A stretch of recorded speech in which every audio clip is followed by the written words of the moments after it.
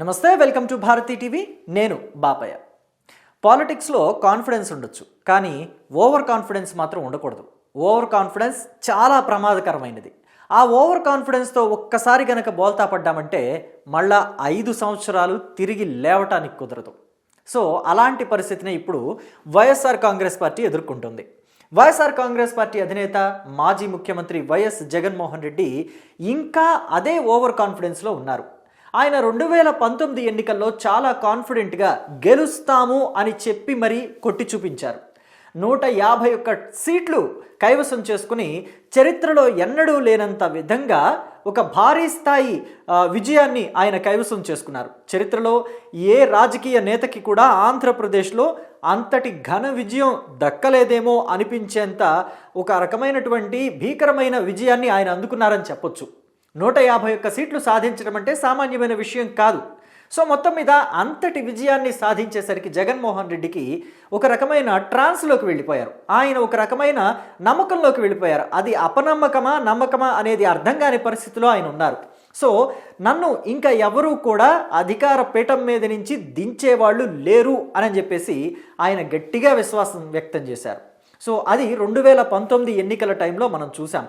కానీ 2024 ఎన్నికల టైంలో చూసాం. మనల్ని ఇంకా దించేవాళ్ళు లేరు, మనం 2019లో అధికారంలోకి వచ్చాము, 151 సీట్లు కట్టబెట్టారు, ఇక 2024 కాదు కదా, 2029 కాదు, 2034లో కూడా మనల్ని ఎవరు దించేవాళ్ళు లేరు, ఒక 30 ఏళ్ళు మనమే పరిపాలిస్తాము అని చెప్పేసి ఒక ఓవర్ కాన్ఫిడెన్స్ లోపలికి వెళ్ళిపోయారు. సో అది ఓవర్ కాన్ఫిడెన్స్ అనాలా లేకపోతే ఏమనాలో కూడా నాకైతే అర్థం కాని పరిస్థితి. మీకేమనిపించిందో మీరు మీ అభిప్రాయాన్ని కమెంట్ బాక్స్లో తెలియచేయండి. అయితే ఇప్పుడు జరిగిందేంటి అని అంటే కనుక 2024 ఎన్నికల్లో ఆ ఓవర్ కాన్ఫిడెన్స్ వైసీపీని ఘోరంగా ముంచేసింది. కేవలం 11 సీట్లు మాత్రమే వచ్చాయి. గతంలో 151 సీట్లేంటి, అసలు 11 సీట్లేంటి, అసలు అంచనా వేయటానికి కూడా ఊహకి కూడా అందని పరిస్థితి. అసలు వైఎస్ఆర్ కాంగ్రెస్ పార్టీ వాళ్ళే మొత్తం అంతా కూడా దిగ్భ్రాంతిని వ్యక్తం చేసిన పరిస్థితి.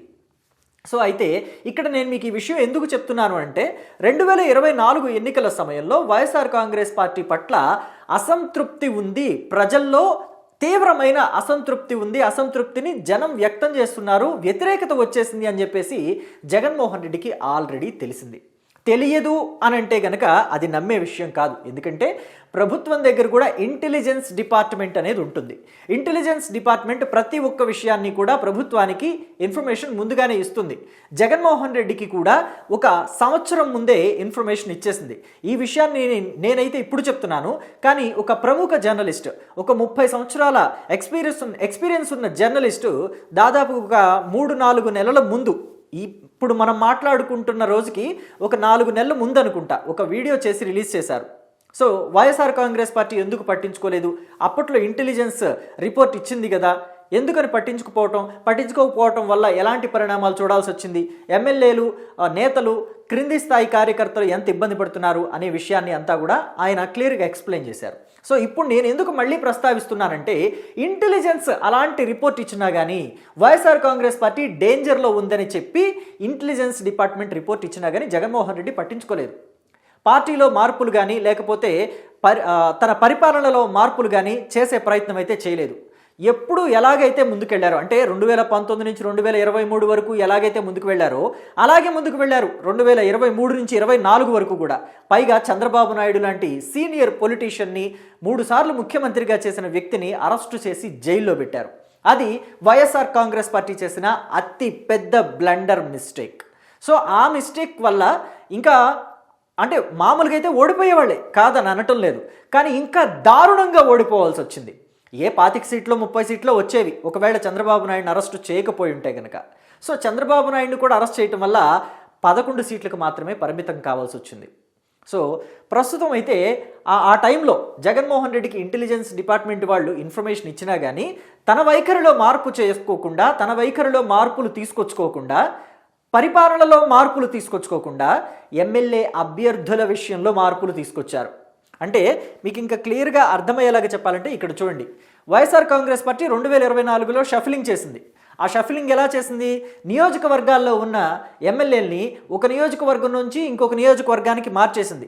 మేరుగు నాగార్జునని వేమూరు నియోజకవర్గం నుంచి సంతనూతలపాడు నియోజకవర్గానికి మార్చింది.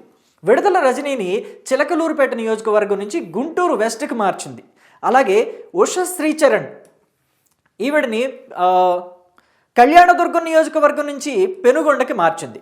అలాగే రోసయ్య పొన్నూరు నియోజకవర్గం నుంచి ఆయన్ని ఎమ్మెల్యే నుంచి ఎంపీ స్థాయికి కంటెస్ట్ చేయమని చెప్పేసి గుంటూరు తీసుకొచ్చింది. గుంటూరు ఎంపీగా ఆయన్ని పోటీ చేయించింది బలవంతంగా. సో ఆయన ఓడిపోయాడు. వీళ్ళంతా ఓడిపోయిన వాళ్ళే మొత్తం అంతా. మేరుగు నాగార్జున, విడదల రజని, ఉషా శ్రీచరణ్, రోసయ్య. నేను ఇప్పుడు వీళ్ళకి అంటే ఇక్కడ రాసినవి చెప్తున్నాను, రాయకుండా ఉన్నది ఇంకొకటి ఉంది. రాజమండ్రి ఎంపీగా పోటీ చేసిన మర్గాని భరత్ని గతంలో అంటే 2019లో ఎంపీగా పోటీ చేసి గెలిచాడు కదా, ఆయన్ని ఎమ్మెల్యేగా రాజమండ్రి సిటీ ఎమ్మెల్యేగా కంటెస్ట్ చేయించింది. ఆయన ఓడిపోయాడు.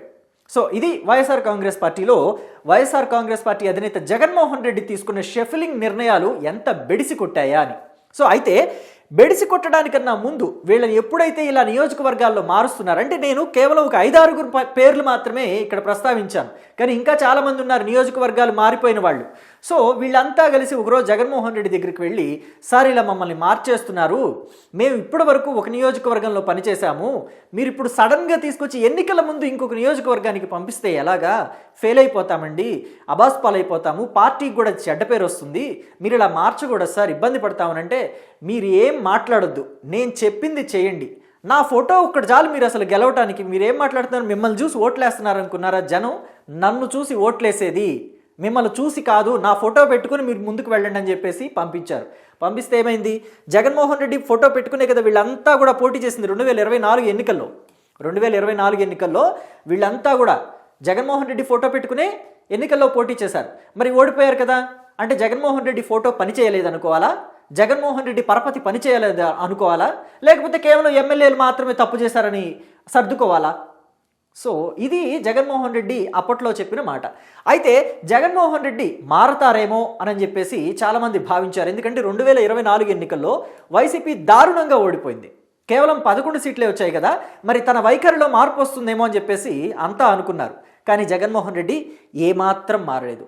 ఎప్పుడు ఎలా ఉన్నారో పాత జగన్మోహన్ రెడ్డి లాగే ఇప్పుడు కూడా అలాగే ఉన్నారు. ఓటమి తర్వాత కూడా ఆయన అదే ఓవర్ కాన్ఫిడెన్స్తో ఉన్నారు. ఎక్కడ ఆ ఓవర్ కాన్ఫిడెన్స్ని తగ్గించుకొని నేల మీద నడుస్తూ విజయావకాశాలు ఎలా వస్తాయి, మన పార్టీలో ఏ మార్పులు తీసుకురావాలి, నాయకుల్లో ఎలాంటి మార్పులు తీసుకురావాలి, బూతులు తిట్టే వాళ్ళని దూరంగా పెట్టాలా వద్దా. సో బూతులు తిట్టే వాళ్ళల్లో కేవలం అంటే పార్టీలో చేరకుండా ఏ శ్రీరెడ్డి లాగానో, లేకపోతే పంచి ప్రభాకర్ లాగానో, భాస్కర్ రెడ్డి లాగానో, వర్ర రవీంద్ర రెడ్డి లాగానో బయట మనం విదేశాల్లో పెట్టి తిట్టిస్తున్నాము, ఇక్కడ కూడా పెట్టి తిట్టిస్తున్నాము. అలాంటి వాళ్ళని ఇక మీదట ఆపాలా వద్దా. అలాగే పార్టీలో ఉన్న నేతలు కూడా వల్లభనేని వంశీలాగా, కొడాలి నానిలాగా, ఆర్కే రోజాలాగా, పేర్ని నానిలాగా, జోగి రమేష్ లాగా ఇలా చాలామంది ఉన్నారు కదా బూతులు తిట్టే నాయకులు, అసెంబ్లీలో రెచ్చిపోయే నాయకులు. సో అంబటి రాంబాబు లాగా ఇలాంటి వాళ్ళందరినీ కూడా మరి నోరు మూపించి వాళ్ళందరి నోటిని కూడా శుభ్రం చేసేసి ఆ బూతులతోటి మొత్తం నిండిపోయిన నోటిని శుభ్రం చేయించి సెటరైట్ చేసుకుంటారా అని చెప్పేసి కార్యకర్తలంతా ఎదురు చూస్తుంటే అది ఏమీ చేయకపోగా మళ్ళీ షెఫ్లింగ్ కార్యక్రమానికి జగన్మోహన్ రెడ్డి సిద్ధమైపోయారు. మళ్ళీ 2029 ఎన్నికల్ని దృష్టిలో పెట్టుకొని ముందుగానే ఇప్పటి నుంచే షెఫ్లింగ్ కార్యక్రమాన్ని మొదలుపెట్టేశారు. అందులో భాగంగానే విడదల రజనీని తీసుకొచ్చి రేపలలో పెట్టాలనుకుంటున్నారు. మామూలుగా 2024 ఎన్నికల్లోనే రజనీని చిలకలూరుపేటలో కంటెస్ట్ చేయించకుండా గుంటూరు వెస్ట్కు తీసుకొచ్చారు. ఆవిడ లబోదిబోం అంది. అయినా కానీ నువ్వు అక్కడ కంటెస్ట్ చేయాల్సిందే, నువ్వు మంత్రివి, నువ్వు ఎక్కడున్నా కానీ నిలబడి గెలవగలగాలి, కానీ నువ్వు అలా మాట్లాడటం ఏంటని చెప్పేసి బలవంతంగా ఆవిడని తీసుకొచ్చి గుంటూరు వెస్ట్లో పోటీ చేయించారు. పోటీ చేయించిన తర్వాత ఆవిడ దారుణంగా ఓడిపోయింది. మొదటిసారి కంటెస్ట్ చేసిన గళ్ళా మాధవి మీద. ఆవిడ రాజకీయాలకి కొత్త, ఫస్ట్ టైం ఎమ్మెల్యే కంటెస్టెంట్. ఆవిడ చేతిలో రజనీ ఓడిపోయింది. రజనీ ఓడిపోయిన తర్వాత తీసుకొచ్చి మళ్ళీ చిలకలూరుపేటలోనే పెట్టారు ఇన్ఛార్జిగా 2024 తర్వాత. పెట్టిన తర్వాత మళ్ళీ ఏమనుకున్నారో ఏమో, ఇప్పుడు నువ్వు రేపల వెళ్ళు అని అంటున్నారు. అనగాని సత్యప్రసాద్ మీద నువ్వు పోటీ చేయాలంటున్నారు. అనగాని సత్యప్రసాద్ అసలు ఓటమి లేకుండా వరుసగా గెలుస్తూనే వస్తున్నారు. 2009, 2014, 2019, 2024 మొత్తం అంతా వరుసగా గెలుచుకుంటూ వస్తున్నారు. అలాంటి నేత మీద తీసుకెళ్ళి పెడితే ఇప్పుడు ఆవిడ గెలుస్తుందా? పైగా వరుసగా నియోజకవర్గాలు మారుతూ వెళ్తున్నాయి. 2019లో చిలకలూరుపేట, 2024లో గుంటూరు, 2029కి వచ్చేసరికి రేపల్లి అంటున్నారు. ఇంకా 2034కి ఎక్కడ పెడతారో ఏమో తెలియదు. సో ఆవిడ కూడా డైలమాలో ఉంది, అసలు పార్టీలో ఉండాలా వెళ్ళిపోవాలని. ఇక అంబటి రాంబాబు జగన్మోహన్ రెడ్డికి ప్రియమైన నేత, దగ్గరి వ్యక్తి, చాలా ఇష్టం కూడా అంబటి రాంబాబు అంటే. సో అయితే ఆయన్ని తీసుకొచ్చి ఇప్పుడు గుంటూరు వెస్ట్లో పెట్టాలనుకుంటున్నారు. ఆయన ఎప్పుడో జమానాలో 1989లో రేపల నుంచి గెలిచారు. 1989లో గెలిస్తే మళ్ళీ 2019లో గెలిచారు. అంటే దాదాపు 20 సంవత్సరాల తర్వాత గెలిచారు అనుకోవాలి. 99, 2009 పోతే 20 ఏళ్ళు పోతే మళ్ళీ 2019లో గెలిచారు. సో అలాంటి వ్యక్తిని మళ్ళీ తీసుకొచ్చి గుంటూరు వెస్ట్లో పోటీ చేయిస్తానంటున్నారు. అయితే 2019లో గెలిచారు సత్తెనపల్లి నియోజకవర్గం నుంచి కోడెల శివప్రసాద్ మీద. 2024 వచ్చేసరికి మళ్ళీ ఓడిపోయారు. కన్నా లక్ష్మీనారాయణ చేతిలో ఆయన ఓడిపోయారు. సో తీసుకొచ్చి ఇప్పుడు ఆయన ఏం చేస్తున్నారంటే గుంటూరు వెస్ట్లో పోటీ చేయమని అంటున్నారు. సో ఆయన పాపం గుంటూరు వెస్ట్లో పోటీ చేయడానికి నానా తిప్పులు పడిపోతున్నారు. అంటే అధినేత మాట కాదనలేక గుంటూరు వెళ్తే ఓడిపోతాం కదా అని తెలిసి ఆయన నానా తిప్పులు పడుతున్నారట, సతమతమైపోతున్నారట. పైగా ఇప్పుడు చిలకలూరుపేట నియోజకవర్గం ఖాళీ అవుతుంది కదా, విడుదల రజనీని రేపల్లకి పంపిస్తే పేట నియోజకవర్గం ఖాళీ అవుతుంది కదా. పేట నియోజకవర్గంలో వైఎస్ఆర్ కాంగ్రెస్ పార్టీ తరఫు నుంచి అధికార ప్రతినిధిగా ప్రస్తుతం పనిచేస్తున్న ఒకప్పటి యాంకర్ ఇప్పుడు వైఎస్ఆర్సీపీ శ్యామలని పోటీలోకి దించాలి అని అనుకుంటున్నారట 2029లో. ఇది మాత్రం అధికారికంగా ప్రకటన కాలేదు, కానీ ఇప్పటివరకైతే విశ్వసనీయ వర్గాల సమాచారంగా ఇది తెలుస్తోంది. సో శ్యామలని కనుక ఇక్కడ దించితే ప్రతిపాటి పుల్లారావు మీద గెలుపు చాలా ఈజీ అవుతుంది.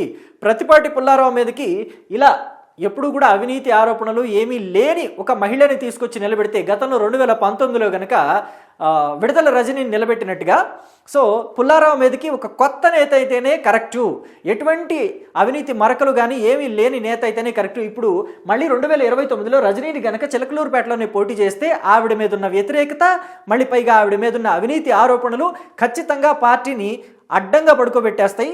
అసలు పార్టీ లేవదు చిలకలూరుపేటలో అని చెప్పేసి జగన్మోహన్ రెడ్డికి సమాచారం అందటంతో ఆవిడని రేపల్లె పంపించాలి అని చెప్పేసి డిసైడ్ అయ్యారట. కానీ ఆవిడ రేపల్లె వెళ్ళేలా కనిపించలేదు. అదంతా పక్కన పెడితే ప్రస్తుతం మాత్రం జగన్మోహన్ రెడ్డి ఇలా నియోజకవర్గాలు మారమని చెప్పేసి ఇంకా కొంతమంది నేతలతో చెప్పారట. 2029కి మీరు ఇప్పటి నుంచే రెడీ అయిపోవాలి, నియోజకవర్గాలన్నీ కూడా నేను మార్చేస్తాను అని అంటే, సార్ అలా మార్చకండి, ఆల్రెడీ మనం 2024 ఎన్నికల టైంలో బోల్తా పడ్డాం కదా, ఇబ్బంది పడ్డాం కదా. సో ఇలా నియోజకవర్గాలు మారితే ఆ నేతలకి క్రెడిబిలిటీ ఉండదు, స్థిరత్వం లేని నాయకత్వం వల్ల వైఎస్ఆర్ కాంగ్రెస్ పార్టీ ఓడిపోతుంది, ఇది తప్పు అని చెప్తే మళ్ళీ మీరు అదే మాట్లాడతారేంటి? నా బొమ్మ మీద మీరు గెలిచేది, మీరు గెలవబోయేది నా బొమ్మని చూసి జనం ఓట్లేస్తే మీరు గెలవబోయేది, అంతే తప్ప మీ ఓన్ ఇమేజ్ ఎక్కడా పనిచేయదు అని చెప్పేసరికి ఇప్పుడు నేతలంతా కూడా అవాక్కయ్యి తెల్ల మొహాలు వేసుకుని చూశారట. తాజాగా మొన్న ఈ మధ్య జరిగిన సమావేశంలో జగన్మోహన్ రెడ్డి తోటి కొంతమంది నేతలు మీటింగ్ అటెండ్ అయితే, సో వాళ్ళందరికీ కూడా ఎవరెవరిని వేరే నియోజకవర్గాల్లోకి మార్చాలా అని చెప్పేసి వాళ్ళందరినీ పిలిపించి చెప్తే వాళ్ళు వద్దు సార్ అని చెప్పి బ్రతిలాడి చెప్పబోతే కూడా మీరందరూ ఏమీ మాట్లాడొద్దు, ఫస్ట్ నేను చెప్పింది చేయండి, నియోజకవర్గాలు మారండి అని చెప్పేసి హుకుం జారీ చేసినట్టుగా ఇంటర్నల్గా సమాచారం. ఇది ఎక్కడా కూడా బయటికి రావటం లేదు, చాలా సీక్రసీ మెయింటైన్ చేస్తుంది వైఎస్ఆర్ కాంగ్రెస్ పార్టీ. ఆ నియోజకవర్గాలకి ఆ నేతల్ని ఎప్పుడు పంపిస్తారు అని పార్టీ కార్యాలయం నుంచి అనౌన్స్మెంట్ వచ్చేంత వరకు కూడా చాలా సీక్రెట్గా మెయింటైన్ చేయాలని చెప్పేసి భావిస్తున్నారట. ఇది మాత్రం ఎటువంటి ఆధారాలు వీటికి దొరకడం లేదు. అంటే చాలా సీక్రసీ మెయింటైన్ చేస్తుంది వైఎస్ఆర్ కాంగ్రెస్ పార్టీ ఈ విషయంలో. మొత్తం మీద జగన్మోహన్ రెడ్డి మాత్రం ఈ విషయంలో నా బొమ్మ మీదే మీరు గెలవబోతున్నారు, నన్ను చూసే ఓట్లు పడతాయి మీకు అని చెప్పేసి గట్టిగా చెప్పినట్టు తెలుస్తోంది. ఏది ఏమైనప్పటికీ కూడా వైఎస్ఆర్ కాంగ్రెస్ పార్టీ అధినేత జగన్మోహన్ రెడ్డి తనలో ఎక్కడ మార్పు తెచ్చుకునే పరిస్థితి అయితే కనిపించడం లేదు. ఆయన్ను చూసే ఓటేస్తారు, ఆయన్ను చూసే వస్తారు జనమంతా కూడా అని చెప్పేసి ఆయన అదే భ్రమలో కనిపిస్తున్నట్టున్నారు. కానీ ఆయన అనుకునేది కొంతవరకు నిజమే, నేను కాదంటం లేదు. వైఎస్ఆర్ కాంగ్రెస్ పార్టీలో వైఎస్ రాజశేఖర రెడ్డిని చూసి జగన్కి అభిమానులయ్యారు, జగన్ని చూసే ఓట్లు కొంతవరకు పడుతున్నాయి, అది కొంత శాతం వరకే. మిగతాది నాయకుల్ని చూసి కూడా పడతాయి. నాయకులతోటి పార్టీకి ఎంత అవసరం ఉందో పార్టీకి నాయకులతో కూడా అంతే అవసరం ఉంది. నాయకులు లేనిది కార్యకర్తలు లేరు. నాయకులు వెళ్ళిపోతే కార్యకర్తలు వాళ్ళు దిక్కుతోచక వేరే ఇతర పార్టీల వైపు జల్లైపోతారు. అది కొన్ని సందర్భాల్లో మనం చూసాం. తెలంగాణలో అదే జరిగింది.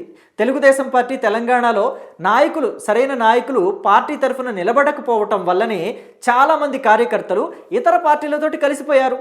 సో వైఎస్ఆర్ కాంగ్రెస్ పార్టీలో కూడా నేనే ముఖ్యం అని జగన్మోహన్ రెడ్డి నా బొమ్మతోనే జనాలు ఓట్లేస్తున్నారని చెప్పేసి భ్రమలో గనక ఉంటే ఖచ్చితంగా నాయకులు జగన్మోహన్ రెడ్డిని విడిచి వెళ్ళిపోయే అవకాశం ఎక్కువగా ఉంటుంది. ఈ విషయంలో మరి వైఎస్ఆర్ కాంగ్రెస్ పార్టీ మేల్కొంటుందా? జగన్మోహన్ రెడ్డి తనలో మార్పు తెచ్చుకొని నాయకులతోటి సమన్వయాన్ని ఏర్పరచుకుంటారా? వాళ్ళని నియోజకవర్గాలు షఫలింగ్ చేయకుండా ఆగుతారా? మరి ఏం జరుగుతుందో చూద్దాం. Thank you.